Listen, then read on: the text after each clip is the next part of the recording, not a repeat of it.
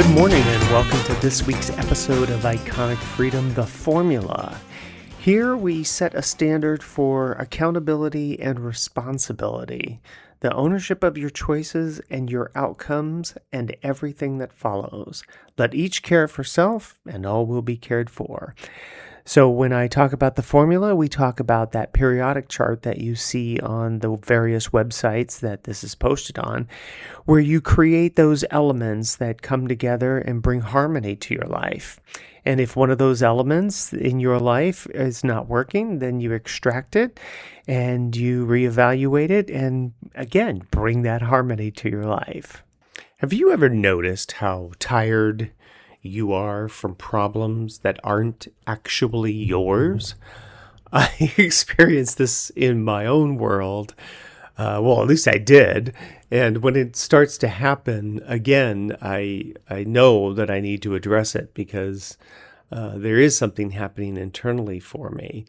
It's not, sometimes it's dramatic problems, but it's not necessarily dramatic problems. Sometimes it's a crisis, but sometimes it's not a crisis. But what is very interesting to me is just the constant monitoring, the checking in, the soothing over, the preventing, the prevention, trying to catch that kid before he falls, the stepping in before something goes wrong. It doesn't feel like control. You think to yourself, I'm not trying to control this. It feels like you care. But you can care without carrying the burden, right? Because underneath that care, there's often something else. And that's what we're going to talk about today, because what rescuing really is, that cost of what's rescuing sounds noble. It sounds like compassion. It sounds like you're being compassionate. It sounds like love. But rescuing isn't the same as supporting. Rescuing is interrupting someone else's consequence. It's stepping in before reality has finished teaching and unfolding. It's managing someone else's discomfort so you don't have to feel it. And most of the time, we don't even realize that we're doing it.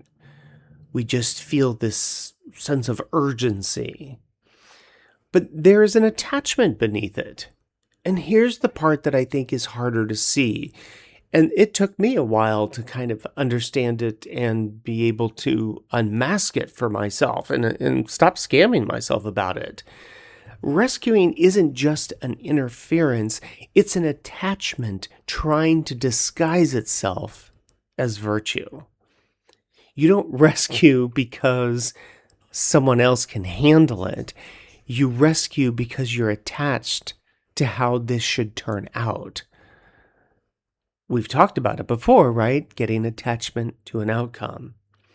You're attached to the other person not failing or not feeling any pain or the relationship staying intact, or you not being blamed, or things going the right way, or you trying to avoid, I'm trying to avoid, other situations being created because you don't trust your own internal authority to manage something.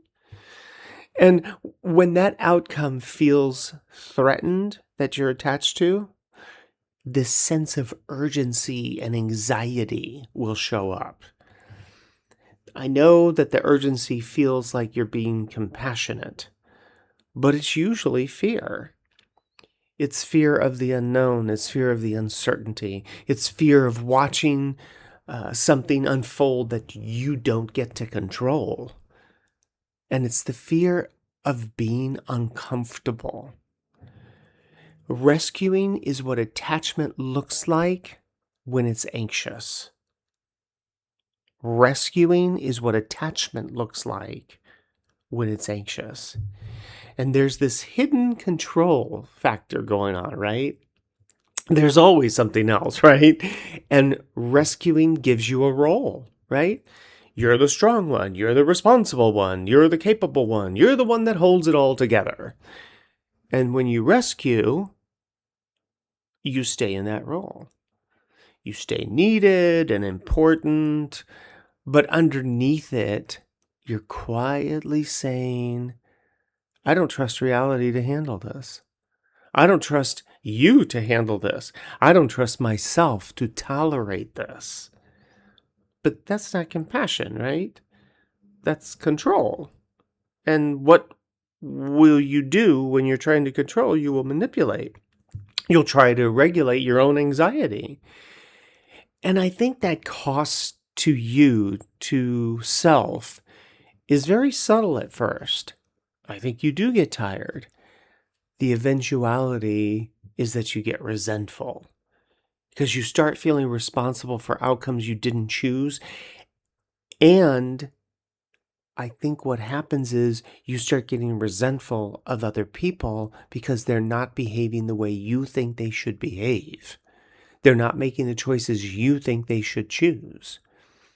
But that's because you're not behaving the way you need to behave, which is, I make my own choice. Let each care for self, and all will be cared for. You start monitoring other people's moods and you adjust yourself constantly. And what will happen is you'll lose clarity about where you end and other people begin. And eventually, I don't think you feel powerful. I think you feel burdened because you've made yourself responsible for someone else's life. It's one of the things that I think is very much exampled with government, right? If your government doesn't trust you to make the right decisions, they're going to corner you in order and provide everything for you in order to control you because they don't trust you're going to make the right decisions.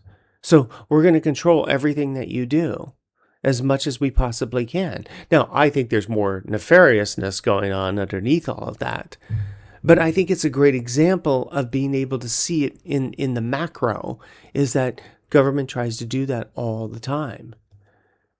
Well, I can tell you right now that if you become responsible for someone else's life, that weight that you feel, that isn't love, it's interference. Right? I mean, that's interference with somebody else's process. And the cost to them. Here's the part that I think most people don't even consider. When you try to rescue someone, and I say try because you cannot save people from themselves and their own choices. When you rob them of consequence and you rob them of information, you rob them of dignity. Consequence is not punishment. I know we say that in life because we want people to behave appropriately. But consequence is the natural born byproduct and outcome of choice. And the biggest thing is it's just data. If you start looking at consequence for some choices that you make or that someone else makes, you realize that it's really just the loop, right? The decision to the choice, to being able to respond to the choice, and then being accountable to the outcome and everything that follows. And whatever the outcome is, that's the data. That is the data that helps you to zhuzh and clean up the schmutz and everything that needs to happen for your own integrity and character. I mean, frankly, it's how we learn, right? It's how we develop our response capacity, if you will.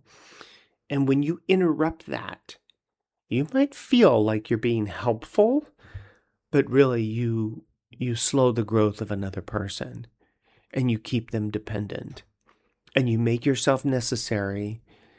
And in many ways, you become self-righteous because you know more than they know.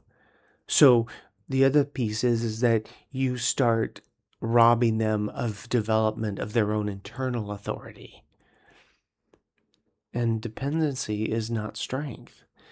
What's interesting about that understanding about the internal authority and robbing someone of that development is then they no longer trust themselves.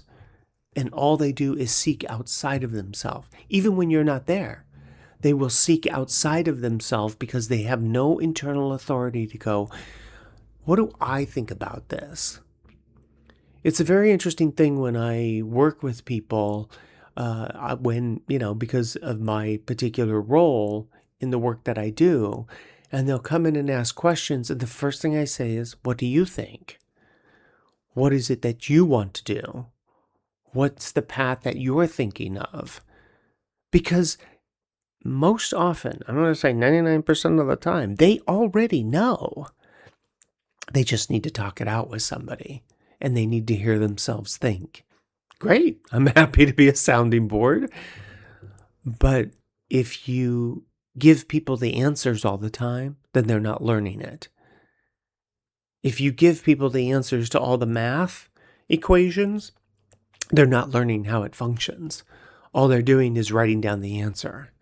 It was my biggest pet peeve about going through education, is that it wasn't teaching you how to think. It was teaching you what to think. It wasn't teaching you how to get the answer. It was teaching you that this plus this equals this.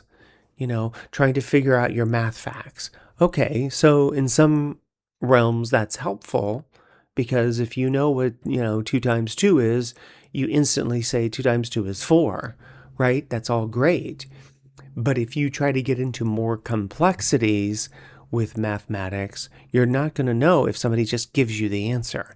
You have to walk through the process. And the moment you step in, here's the shift. When you stop rescuing, at first, it kind of feels like maybe it's wrong. And you feel like you're being cold or for some people, they feel like they're abandoning someone. I think my mother was like that very much. And some people's fathers are like that. But what you're actually doing is you're allowing reality to function. You're allowing outcomes to teach. You're allowing adults to be adults and children to be children. You're allowing discomfort to exist without trying to manage it. And I think something surprisingly happens is that urgency that is anxiety, that monitoring, it lessens and eventually it stops. You feel lighter, not because you stopped caring. You can care without carrying a burden, but because you stopped interfering. You stopped being Gladys Kravitz, right? I think that you can love someone deeply and still allow them to struggle. You can care about and love yourself deeply and still allow yourself to struggle. You can care and not control. You can support without managing. Compassion can say, I care, but internal authority says, however, I will not interfere with your choices and your personal experience. And when your internal authority returns home, you stop rescuing, you stop absorbing, you stop trying to override reality, and life gets simpler. Not smaller, but simpler. Rescuing feels powerful, but it's often attachment to outcomes in disguise. And when you release the attachment to the outcome, you don't necessarily become detached, but you become steady. You become the observer. You let reality unfold. You let people grow. And you take your hands off what was never yours to carry. And it's not withdrawal, but it's maturity. It's the development of integrity and character. That's internal authority integrated. Caring doesn't mean carrying the burden. Okay, hit that like button if you would. Share it with your family and friends. You never know how it might support them in their endeavor. All the fun links are below, and if you're inclined, feel free to subscribe on Buzzsprout. I am on X and Truth Social, TikTok, Facebook, and Instagram. The link to my newest book, The Christmas Cookie, Stories from the Counter, is listed below. I'd be grateful and honored if you chose to pick up a copy. It's a collection of heartwarming stories that I quietly say unfold the very principles that we talk about here each week. And until next time, stay sharp, stay sovereign, and as always, remember, let each care for self, and all will be cared for. Make it a great week.